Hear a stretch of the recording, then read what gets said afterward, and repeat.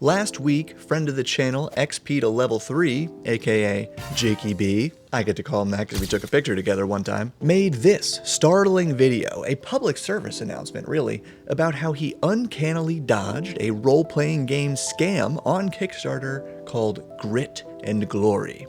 You gotta check it out, link below. The video, not the Kickstarter. But whilst I was watching this video, I realized... called Grit and Glory, a TTRPG... Oh yeah, I got a sponsorship offer from them too, but unlike my boy Jakey B here, I turned that offer down. Not from general weird vibes and scheduling, but because its campaign and creator triggered a couple specific red flags that I've learned to look for through personally assessing literally hundreds, if not thousands of offers for TTRPG crowdfunding campaigns over the years that ended up in my email because I foolishly don't use an agency. And geez, I know some people will say these feel like common sense, but no, if sharing them in a video could save just one of my viewers from an RPG crowdfunding scam as a customer or a fellow creator, let's talk about them. And yes, I do occasionally just talk out loud to myself like this when I'm alone watching YouTube. 4 red flags for TTRPG Kickstarters and 2 false alarms, including one from Jakey B's video. And 1 disclaimer. Yes, every scam under the sun is in a constant arms race with scam detection, and by revealing these red flags, I am potentially giving ammunition to any scammers in the audience. Honestly, that might have happened with the Grit and Glory guy. So, dear potential scammer in the audience, no, dude, stop! What are you thinking? That's a horrible and hurtful idea. Please stop. Secondly, just take all the time and effort required to make the facade of an RPG book and move it over here to instead create a genuine, bona fide RPG book that will not only fulfill you as a creative person, but give something fun to our community instead of literally stealing from it. Bro. TTRPG Kickstarter red flag number 1. It's their first crowdfunding campaign. This is the longest point because I know what you're immediately thinking. Bob, how are they supposed to get the entry-level job if the entry-level job requires 5 years of experience? That is why no single red flag on this list is enough to push me away from a potentially really cool campaign. But you must understand that running and actually fulfilling a crowdfunding campaign for a physical product like an RPG book is a logistical behemoth. You not only have to write, edit, layout, edit, illustrate, then edit the book, but also graphically design the entire crowdfunding page, financially assess what your margins will be like and how to set your prices and stretch goals, and simultaneously vet and organize manufacturers and distributors, often around the globe, sometimes through language barriers. So, if I see a first-timer who's just winging it, that is almost certainly a no for me, dog. And from what I can vaguely recall many months ago, the guy who tried to publish Grit and Glory readily admitted that to me. But this is where I must clarify I was emailing with this guy directly, not going through an agency like Jacob or the other creators who unfortunately fell victim to this, and in which case, I guess it's easier for some of these red flags to slip through the cracks. No blame on any of these creators or their agents for what this guy did to them. More clarification. Yeah, I am happy to give first-time crowdfunders a pass when they can explain to me the depths and lengths to which they are covering their bases with the help of experienced publishers. Show me the credits of who is working with you, how many campaigns they've done, the titles of those campaigns so I can look them up. Show me the dates of when you expect to launch, you deliver your PDFs, and deliver the final book. I don't think that at the time this guy reached out to me, he had any of those details, but I don't even know if I asked because I was way more focused on a later flag. So for you, as a potential customer of any crowdfunding campaign, please start by just clicking on the publisher's profile because it shows you how many campaigns they've run, and if it's their first one, then you gotta scour that story page for the credits and the dates,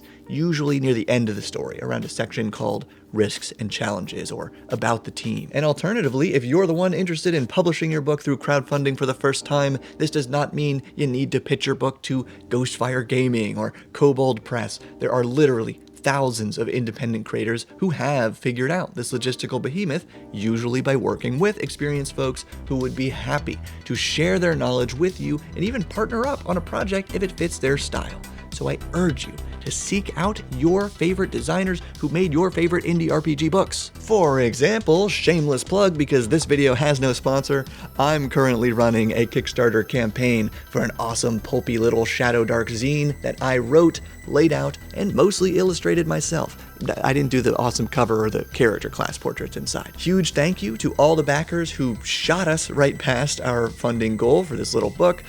But I say us and our goal because I'm not big on fulfillment logistics. So I partnered with an experienced indie creator who also happens to be the guy who co-handles logistics for official Shadow Dark campaigns and literally wrote the book on making Shadow Dark monsters. So he's editing my zine and coordinating the logistical behemoth. So hey, under the shadow of Hellfast Spire, there's a free PDF sample linked below with some of the monsters, magic items, classes, hexcrawl sites, dungeon areas if you want to check it out, because TTRPG Red Flag for Kickstarter's number 2. Let me do that again. TTRPG Kickstarter Red Flag number 2. No sample. So yeah, maybe you can see how I've modeled my own projects around some of the things that I have learned make a campaign look bad. But unlike the first point, this one is very cut and dry. If you cannot even show me a few complete pages from your book, it doesn't have to be long, just show me some writing, laid out with art and edited. If you cannot provide that sample, how do you expect me to go along with this? I am sorry, man, but the wall of text about your passion for this hobby is not enough. You would be shocked how often I get emails like that, but most prospective crowdfunders do share a free PDF. So the green flag that you gotta look for here within this sample is a table of contents or some other outline that directly or indirectly shows you and we have a thorough plan for the contents of this book. You want things like estimated page count, those credits we talked about, explanations of game mechanics if relevant, or a number of monsters included if relevant. For example, another awesome Kickstarter going on right now, not sponsoring this video, is a rules expansion for Nimble TTRPG, where they show you 200 monsters, 30 legendary bosses, 150 loot items, etc. Oh, and what's that? A free PDF of the Quick Start rules, and a profile with a successfully completed project, and a campaign page clearly displaying that the creator has put a lot of time and attention into how they're presenting this product. Excellent, as that last point would have been TTRPG Kickstarter Red Flag number 3, lack of professionalism. This one is the most common in my experience, and it makes sense because all indie RPG publishers start as hobbyists. So if that's you, don't be discouraged by this point, just hear me out, and for everybody here, please remember, professionalism can be very subjective. In the RPG industry, it's not like, oh, he wore a t-shirt to our Zoom call, and it said, these 20s are all natural? Repulsive. No, any game or supplement that leans comedic or horrific is going to cross some lines for some people. That's not what I'm talking about either. There are two main ways that professionalism applies to you when checking out a crowdfunding campaign. A, the easiest to see but also the most subjective, is the quality of the artwork. Now, I honestly can't recall the details of the art, but I think that the Grit and Glory sample shared with me had a cool cover and then either a lack of artwork inside or a number of interior pieces that just seemed cheap. Not even AI or something, it's just commissions from a beginner artist, which is very common for beginner publishers, and I personally don't mind it, but I'm rarely gonna promote that to you, my viewer. Unless maybe the writer did a lot of the art themselves, which is what I totally admire, and that's why I did it for my zine too. Look at my cool maps. And yeah, AI art is another red flag because it means either poor planning and desperately filling space, or viewing artwork as a problem to be solved with the cheapest and fastest solution available. Bleh. And professionalism red flag B, very simple and far less subjective, typos. It is not a crime to spell the word rogue like rouge or breath like breathe, but I see it all the time. Heck, I know that the free PDF sample on my Kickstarter right now has at least one typo in the middle because I only caught it after we set everything up, and we'll fix it for the final book, of course. Even with an editor, typos happen. But for Grit and Glory, this red flag was the nail in the coffin for me, because I told this guy that his first sample had some obvious errors, and he can reach out again when the project is further along. and then sometime later, he sent me a new sample, but what do you know? I recall distinctly that the first page of that text still had 4 spelling and grammatical errors. That's a really bad look when you're telling me this is the good version now? And to repeat myself, I have no idea what version of this sample was previewed by those agencies. Maybe he cleaned it up based on my feedback before sending it out to them, so I'm part of the reason he fooled those people. I don't know. What I do know is that from now on, I will try to be more vocal to my creator pals when I get an offer with more than one red flag, because I hate to see what happened to a few of them, and thankfully in this case, the project did not fund. So by my understanding, no backers were charged for the money they pledged. However, that's not always the case. TTRPG Kickstarter red flag number 4, multiple unfulfilled campaigns. This is the death knell of publishing via crowdfunding. Circling the drain, launching new campaigns to afford fulfillment for previous campaigns. It is exactly like gambling to get out of gambling debt. So when you consider backing a project by a publisher whose reputation is unknown to you, check that profile and look for multiple projects not hitting their goals or barely doing so, and then having lots of comments like, hey, where's that stuff I paid for? And here I say multiple unfulfilled campaigns because it's not uncommon for a book to be totally complete, PDFs already delivered, but the physical copies coming from overseas just take way longer than any experienced publisher could have reasonably predicted. Weather phenomenon, trade things happening, and if they have everything set up for their next launch, sometimes they just can't delay that next launch. So, this is a pretty fine segue to TTRPG Kickstarter false alarm number 1. And this first one comes from Jacob's video. I can only keep up a bit for so long. Convergent game design. Now, Jacob was clear about this not being a red flag for him, just adding to the general weird vibes of this project. This is me putting the tinfoil hat on. I don't know if this is necessarily an accusation.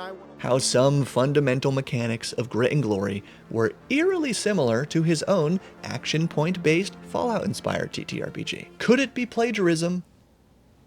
Yeah, maybe. And it's not unlikely considering the other things we've learned about this particular designer. But in the vast majority of cases, I'm talking 99%, where one game really looks like another game you already know, I need you to consider that hundreds of independent TTRPGs are being written every year, and almost all of them share the same 3 to 5 primary sources for their mechanics. I alone get several emails every week from people pitching me their games, and even from the tiny fraction I'm able to skim through, it has become astoundingly clear to me that human beings have a preternatural ability to arrive at the same new ideas completely independent of each other. It is a weird phenomenon, to be sure, but it's real. What's important is that if they took a lot of inspiration from some other game, they cite it.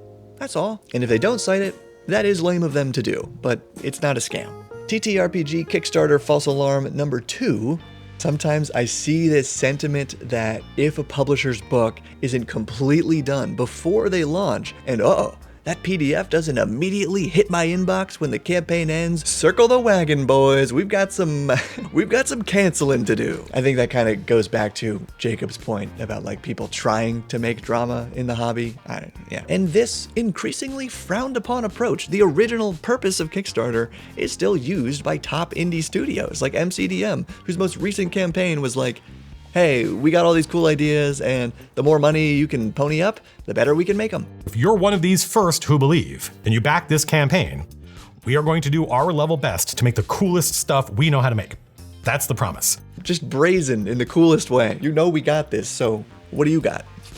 Never change, Maddie C. So no, the only time this classic approach to crowdfunding gets dicey is when the publisher, either through inexperience or grievous mathematical error, it can happen, they miscalculate the amount of funds required for their project. Or sometimes they just assume their upfront costs will also be covered by the campaign. So before we walk back through this decision-making flowchart about TTRPG crowdfunding, please let me know in the comments what red flags I missed here. Again, I mostly think about this stuff as a potential promoter, not necessarily a potential backer, so I'm sure I'm forgetting something. And again, do not blame the victims of a scam. It can happen to anybody because all it takes is a brief lapse of vigilance. But here's the decision tree flowchart for the next time you see a cool-looking TTRPG crowdfunding campaign.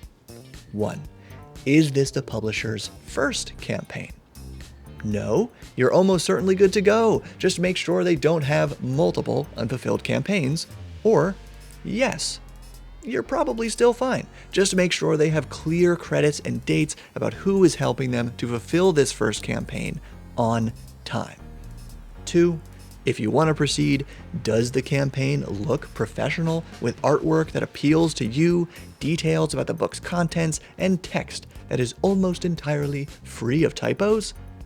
No, it looks sloppy to me, so okay, pass.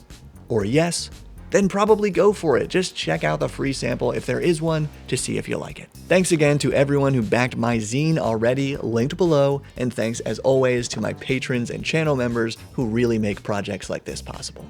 Keep building.